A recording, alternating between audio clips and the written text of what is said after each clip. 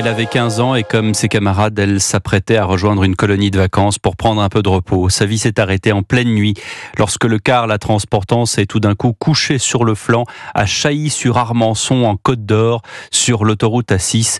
12 autres personnes ont été blessées. Bonsoir Noémie Loisel. Bonsoir Pierre, bonsoir à tous. Vous êtes sur place pour Europe 1 et vous avez les derniers éléments de ce drame. Oui, c'est inquiet que les parents sont venus récupérer dans un collège à Pouilly en Anxois à 10 km du lieu du drame.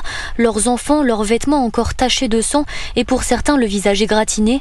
Beaucoup de parents ont fait plusieurs heures de route partis de l'heure comme Blaise, ce père de 49 ans soulagé d'avoir retrouvé son fils de 8 ans et sa fille de 11 ans.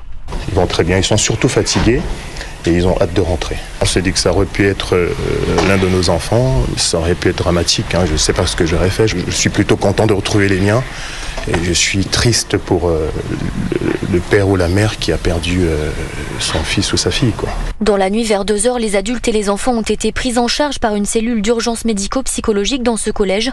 L'enjeu, écouter ces jeunes victimes pour prévenir les traumatismes, explique Geoffroy Lombard, directeur des opérations de la protection civile de Côte d'Or. Leur premier mot, c'est plus la peur, l'angoisse de ce qui peut se passer après l'événement, la prise en charge en voyant pas mal de personnes en uniforme. Ils sont tous renfermés sur eux-mêmes parce que c'était le premier jour. Je pense qu'il va falloir plusieurs jours déjà pour qu'ils puissent encaisser et en parler. Selon le parquet, le conducteur se serait assoupi au volant. Il a été testé négatif à l'alcool et aux stupéfiants. Il est actuellement placé en garde à vue. Une enquête a été ouverte pour homicide involontaire et blessure involontaire. Merci de ces précisions Noémie Loisel sur place et a signalé aussi cet autre accident mortel sur l'A8 ce dimanche au niveau de la Turbie.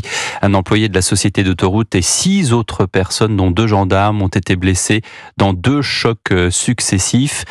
C'est un employé de la société d'autoroute qui lui est mort en voulant sécuriser le premier accident.